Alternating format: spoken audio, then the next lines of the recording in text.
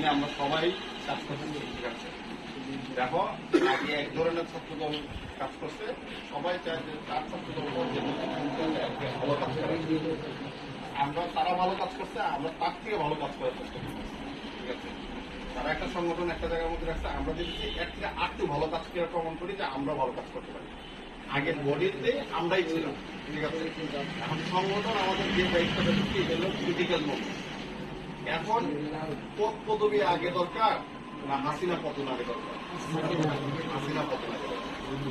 আমি পদ করছি, যদি হাসিনা ক্ষমতা থাকে তাইলে আমি রাস্তায় নামতে পারবো না, পারবো না, পারবো না, তাহলে আগে নামাই দেবো কেন?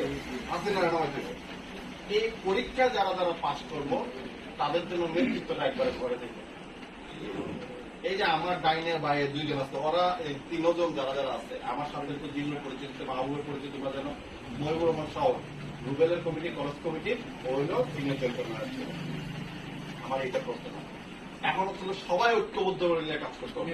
তোমাদের চুনাঘাট থেকে শাইস্তাগঞ্জ হাইওয়েটা একবারে কাছে, এবং চুনাঘাটের মানুষটাই কিন্তু হাইওয়েতে অবস্থান নেয়। যার যত অবস্থান তার নেতৃত্ব পাওয়ার পসিবিলিটি খুব বেশি হয়। তোমার পথ পদবি লাগে না। এই যে ওর সাথে যে মানুষগুলো আসছে, ইমনের সাথে যে মানুষগুলো আসছে, এই ইমনের সাথে যে লিডার কারা, যাদের সাথে মানুষ আছে, লিডারশিপ তো তারাই বলে। তো তোমরা আসো, লিডারশিপ আরো অনেক মানুষ আছে, এটা সব সম্পৃক্ত হবে। যদি আমরা ওইখানে দিলাম তাহলে ও ইমন আরো মানুষের ব্যবস্থা করতে হবে। তো সবার কাছে একটা অনুরোধ, ঐক্যের কোন বিকল্প নাই, কাজ করতে হবে। কাজ করলে পথ ধরা হিসেবে জেলা ছাত্রদলের কমিটি ঘরে বৈশাখ সবাই কথা হয়েছে, হবিগঞ্জের কমিটি।